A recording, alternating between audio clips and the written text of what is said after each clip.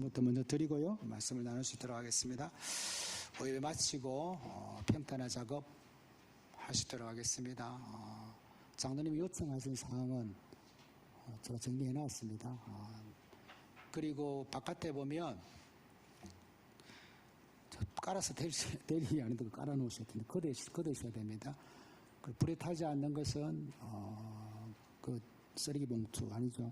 불에 타는 거와 타지 않는 거 구분하셔서 마대자루와 일반 쓰레기 봉투에 담아셔서 내놓으시고 그것까지 하시고, 사람이 많기 때문에 모르겠습니다. 장로님 어떻게 준비하고 계시는지 모르겠는데요. 거기 따라서 하시면 금방 끝날 것 같습니다. 그렇게 협력해 주시면 감사하겠습니다.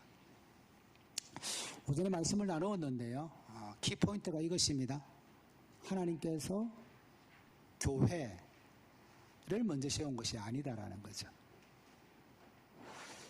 정부 조직을 먼저 세운 것이 아니다라는 거죠. 하나님께서 가정을 세우셨다, 이렇게 말씀을 드렸습니다. 가정을 세우셨다. 근데 어떻게 되었습니까? 그 가정이 무너진 거죠. 죄로 인하여서. 가정이 무너졌으면 그냥 그대로 방치하면 되겠느냐, 이것 아니겠습니까? 무너진 가정 말이 아니다라는 거죠. 저는 이 말씀을 가지고 오늘 본문을 가만히 보시면요, 우리가 지금 읽었던 본문이잖아요. 읽었던 본문은 남편과 아내에 대해서 이야기하고 있습니다. 그런데 이 본문 뒤쪽에는요, 6장 1절에서부터 4절까지는요 자녀와 부모에 대해서 이야기하고 있어요. 그런데 6장 5절에서부터 9절까지는요 종과 상전에 대해서 이야기하고 있어요. 좀 이해가 되지 않죠? 문맥적으로 보았을 때. 아니, 자녀와 부모가 중간에 나오는 거예요. 부부의 문제가 제일 처음에 나오는 것입니다. 이 부부의 문제, 그죠? 자녀와 부모의 문제, 이 종과 상전의 문제, 이 문제를 해결하는 방법이 제시가 되어서 말씀을 가만히 읽어보면 이 세 가지 문제를 한꺼번에 해결할 수 있는 비책이 성경에 기록이 되어져 있는 것입니다. 좀 이따가 살펴보기로 하겠습니다. 자, 우리는 오늘 모였습니다. 주일 모이는 교회로 모였습니다. 이 시간 말씀을 마치고 난 다음에 각 가정으로 돌아갑니다. 그럼 교회는 사라집니까?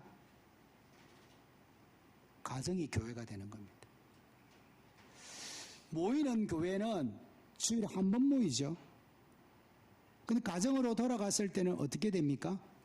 가정은 매일매일의 교회가 되는 거예요. 그 매일매일의 교회가 되어지는 가정이 어떻게 되었다고요? 사탄의 침투로 인하여서 파괴되었으니 그 가정을 회복시켜야 하지 않겠습니까? 회복시켜야 하는 것. 그게 말씀을 넣어드렸는데요. 분명히 이렇게 기록하고 있죠. 두세 사람이 내 이름으로 모인 곳에는 나도 그들 중에 있느니라.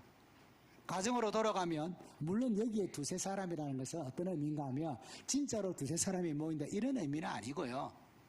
적은 무리, 교회 공동체에도 10명 소수의 무리가 모여있는 교회가 많이 있습니다. 그들 가운데도 하나님은 역사하시고 하나님의 예배를 받으신다, 이런 의미예요. 근데 문자적으로 보면 두세 사람, 가정으로 돌아갔을 때 매일매일의 교회는 몇 사람이 모입니까? 핵가족 시대니까 두세 사람이 모이죠. 저희 집만 하더라도 두 명 아이가 서울 올라가니까 저희 집 사는 거 저밖에 없는 것입니다. 그러면 두 사람이 뭐 해야 합니까? 가정 예배 해야죠. 아이 쉽지 않죠. 우리가 매일매일 가정 예배 하기로 해놓고 이 잘 안 되더라고. 이게. 저부터 안 되더라고. 중요한 것은 교회는 주일 중심의 교회고 가정은 매일 중심의 교회라는 사실을 잊어버리시면 안 된다, 이 이야기입니다. 하나님께서 창조하셨을 때 최초로 가정을 만드셨다고 말씀을 드렸습니다. 그죠? 최초로 가정을 만드셨다. 이제 회복하셔야 되지 않습니까? 회복하시는 이 길목에서 무엇을 회복하셔야 되겠습니까? 땅끝 선교가 어디라고 생각하십니까? 가정입니다. 땅끝 선교는 선교지 현장이 아닙니다. 우리가 몸담고 있는 가정이 선교지 대상입니다. 우리가 강조하는 것 있죠. 4대, 조부모, 부모님, 자녀, 손자, 손녀. 이 4대가 명문 가정을 이루어서 믿음의 가정으로 전수되는 가정이 우리 교회만 하더라도 한번 꼽아보시죠. 제가 알기로는 아무도 없는 걸로 알고 있는데. 한번 생각, 우리 교회만 보더라도 한 4대가 그렇게 있는 가정이 있는가 한번 보시라고요. 쉽지 않습니다. 하나님의 놀라운 축복을 받아야 돼. 하나님의 놀라운 축복을 받아야 이 4대가 하나님 나라의 모퉁이 돌이 되어서 이 역사의 현장에 쓰임 받는 거예요. 그런 소망을 가지자고 D6 사역하는 겁니다. 폼 잡으려고 D6 사역하는 거 아닙니다. 우리의 가정이 회복되어지는 이 일들. 한번 보십시오. 최초의 가정이 어디였습니까? 아담과 하와. 아담과 하와의 가정에 무엇이 있었습니까? 살인이 있었습니다. 그렇죠? 하나님이 물로 다 썰어버렸습니다.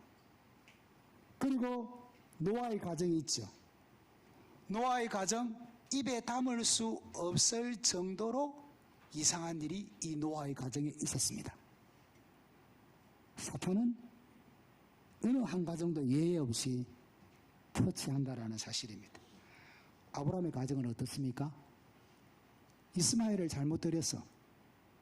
이스마엘과 이삭, 아내 사라와 이상한 관계가 되어지고 결국은 내어 쫓지 않습니까? 하갈을 내어 쫓지 않습니까? 비극스러운 일이 어느 가정에서 일어났습니까? 아브라함의 가정에서 일어났습니다. 다윗의 가정은 어떻습니까? 반역이 일어나고 강간이 일어나고 살인이 일어나는 가정이, 배신이 일어나는 가정이 다윗의 가정입니다. 대제사장 엘리야의 가정은 어떻습니까? 믿음의 전수가 제대로 되지 않아서 제사장의 바톤 터치가 제대로 이루어지지 않는 가정입니다. 사무엘의 가정은 어떻습니까? 믿음 전수가 되지 않습니다. 우리 가정은 어떻습니까? 장로님의 가정은 어떻습니까? 집사님의 가정은 어떻습니까? 권사님의 가정은 어떻습니까? 하나님 이 가정을 회복하시려고 하는 거예요. 하나님 이 가정을 회복할 수 있도록 우리에게 D6 사역을 허락하셨고, 이 D6 사역에 마음을 다하고 정성을 다하고 최선을 다해서 우리의 가정이 하나님 앞에 쓰임받는 그런 가정 되어질 수 있도록 부모 세대인 우리가, 조부모 세대인 우리가 관심을 가지고 신경을 써야 된다라는 것입니다. 예배가 끝나면 교회를 떠나가는 것이 아니라 교회는 가정 안에도 있어야 한다라는 겁니다. 교회는 가정 안에도 있어야 되는 것입니다. 말씀을 준비하는 가운데 2025년 사역 목표를 정했습니다. 2024년이 아니고요. 2024년은 감사함으로 깨어있으라 정했지 않습니까? 2025년 사역의 표를 정했단 말이에요. 가정 안에도 있는 교회입니다. 우리 가정 안에도 교회가 있어야 된다는 거죠. 일주일에 한 번 오는 교회 말고 조부모, 부모, 자녀, 손자, 손녀가 167시간을 보내는 그 가정 안에도 있는 교회. 2025년 사역의 목표입니다. 그 과정의 세대주, 호주가 나누어 드렸던 축복 기도문을 통하여서 매일매일 받으셨던 축복 기도문 집에 가셔서 어디 있는지 한번 확인해 보시죠. 매일매일 그 축복 기도문을 가지고 자녀에게 머리에 손을 얹고 월, 화, 수, 목, 금, 토, 주일 축복 기도할 줄 아는 가정. 브리스길라와 아굴라의 가정처럼 성도 상호간의 교제가 일어날 수 있도록 가정을 오픈하고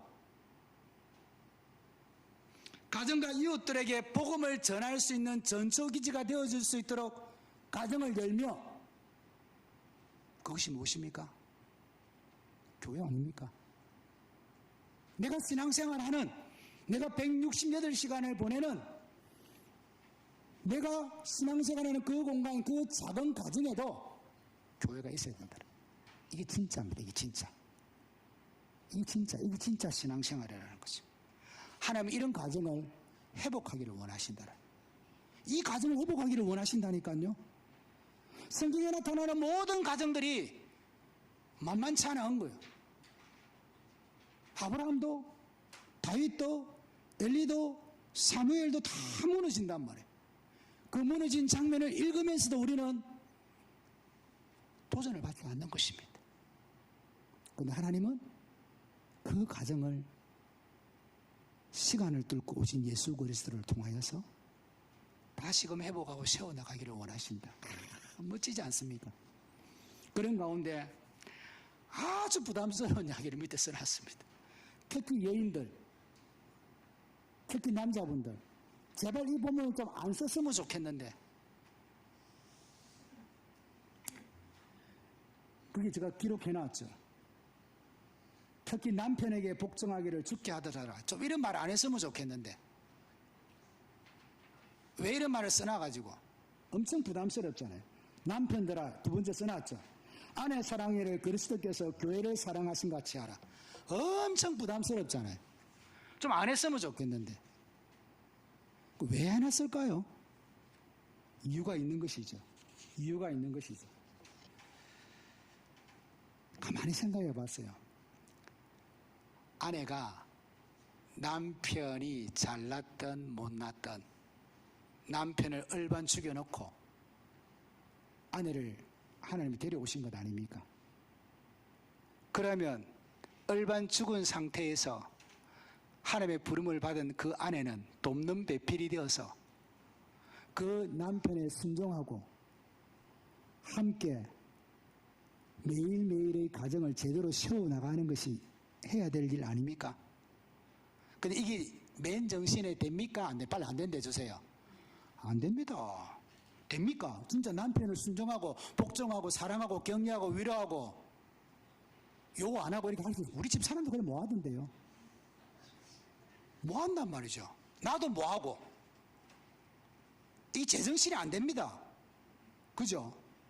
안 된다니까요.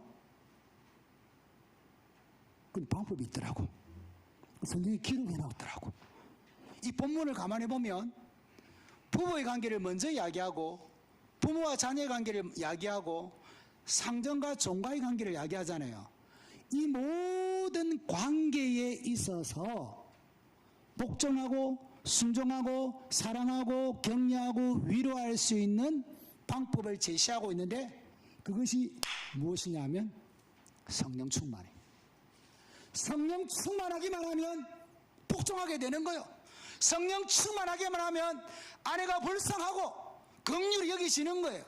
성령 충만하면 하나님 나라에서 봉사가 있고 헌신이 있고 하나님의 말씀을 붙잡고 전진할 수 있다는 거예요. 성령 충만하지 않으니까 맨날 삐딱선을 타는 거예요. 남편이 말을 해도 아내가 말을 해도 들리지 않는 거예요. 하나님 아버지, 내가 성령 충만하기를 소망합니다. 하나님께서 나에게 주신 계획이 있는 줄 믿습니다. 내가 그 사명을 감당할 수 있도록, 내가 그 은혜를 감당할 수 있도록 하늘의 문들을 열어주시고 은혜를 더하여 주셔서 성령의 능력과 권능을 따라서 내가 충만한 성도가 되어지게 하여 주옵소서. 내 맨정신으로는 안 되는데 성령이 충만하면 하나님께서 되신다고 하시니 내가 성령 충만하기를 사모하고 기대합니다. 하나님 나를 도구로 사용하여 주십시오. 성령 충만하면 된다.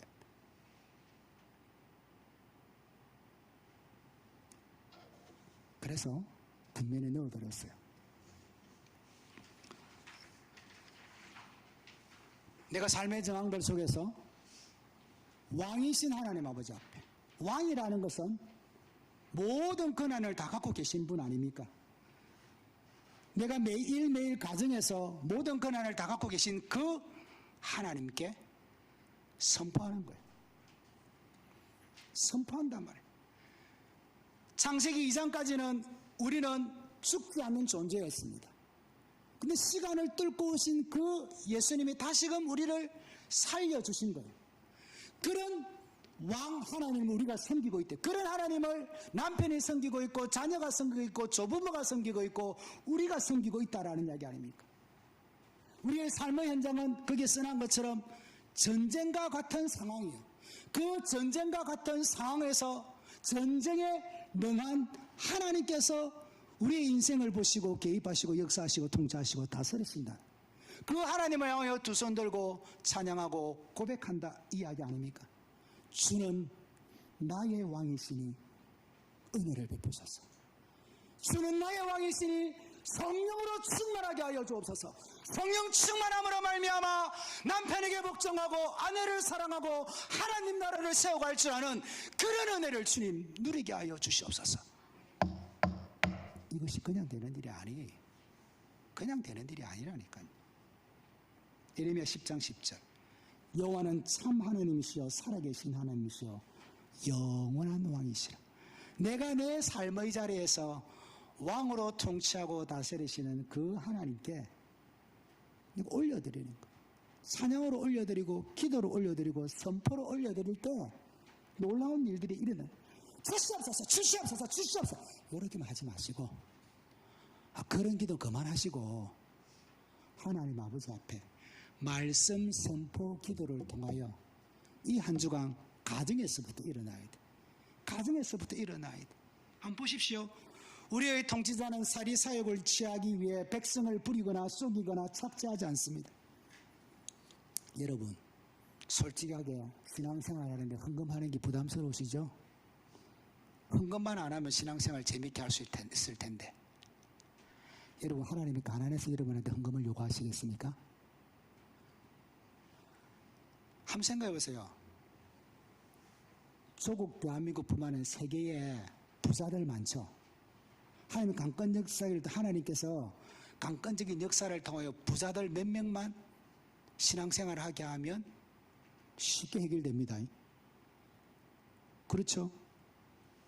부자들 몇 명만 뭐 재벌가 몇 명만 예수님 믿게 하면 그 11조가 얼마인데 하나님 그렇게 하지 않잖아요. 각자에게 맞춤형의 은혜를 더하여 주셔서 전심으로 하나님을 찾고 갈망하고 기대하게 만들어서 하게 만드시잖아요. 이 은혜입니다. 하나님이 절대 그런 하나님이 아니에요. 착취하시는 하나님이 아니에요. 보십시오. 하나님은 복되시고 유일하신 주권자, 만왕의 왕이시며 만주의 주신, 만왕의 왕이시고 만주의 주신 그 하나님이 땅끝 성교인 우리의 가정을 회복하셔서 하나님 나라의 영광을 선포하기 위하여 하나님 우리 가정을 사용하신다. 얼마나 감사합니까? 부족하고 연약하지만 하나님께서 사용하신다니 믿음 발휘하여 쓰임받기를 소망하고 기대합니다. 노아의 가정이 실패했고 아브라함의 가정이 실패했고 사무엘의 가정이 실패했었는데 하나님 아버지 우리 가정을 불러주셔서 이렇게 쓰임받게 하시니 자자손손 이 은혜가 흘러가기를 소망하고 기대합니다. 그런 마음을 가지고 우리 모두가 D6 사역을 해야 되는 것입니다.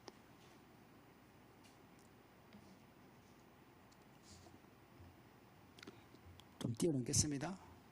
밑에 영가족을 위한 순부기도. 제가 구역장로 네 분한테 말씀드렸습니다. 행복모임 할 때 반드시 하라고. 행복모임 할 때 이거 다 들고 가셔야 됩니다. 주일 오후에 받았던 프린트물 다 들고 가셔야 됩니다. 자, 그 밑에 같이 읽는데요. 땡땡땡에는요. 영가족을 넣어서 읽습니다. 같이 읽습니다. 시작. 불행하게도 우리는 우리 자신과 가족과 명예와 권세와 재물 등을 섬기느라 예수님께서 목숨값을 지불하여 우리를 하나님 아버지 나라로 옮기신 사실을 종종 잊고 삽니다. 이제 혼란 가운데서 영가족이 만왕의 왕이신 우리 왕께 조용히 무릎 꿇고 겸손한 마음으로 왕이신 하나님을 찬양하게 하소서. 아멘. 매일매일의 교회인 가정에서 부부가 선포하는 거예요. 아내 이름을 넣고 남편 이름을 넣고 자녀 이름을 넣고 구역원들의 이름을 넣고 동력자 이름을 넣어서 선포하는 거예요. 세 번째요. 이 한 주간 우리가 파송을 받아서 사회에서 살아갈 것입니다. 사회에서 살아가는 가운데 속에서 우리의 전도 대상자를 만나는 거죠. 우리의 자녀가 전도 대상자일 수 있습니다. 우리의 가족 구성원이 전도 대상자일 수 있습니다. 우리의 동료, 친구, 이웃 주민이 전도 대상자일 수 있습니다. 그 전도 대상자를 향하여 선포하는 거죠. 땡땡땡에는 전도 대상자를 넣어서 선포합니다. 전도 대상자가 왕이신 하나님을 만나게 하소서. 전도 대상자가 전쟁에 능하신 하나님을 만나게 하소서. 전도 대상자가 복되신 하나님을 만나게 하소서.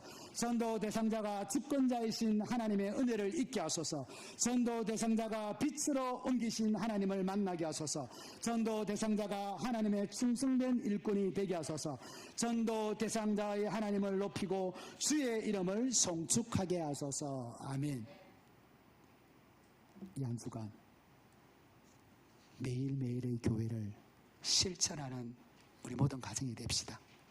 성령 충만하여 가족 구성원들 간에 평강이 넘치고 화평이 넘치고 큰 소리 말고요. 큰 소리 말고 정말로 멋지게 이 한 주간 믿음으로 전진하셔서 하나님의 축복을 경험하는 우리 모두가 되어지기를 축원합니다. 하나님 감사합니다.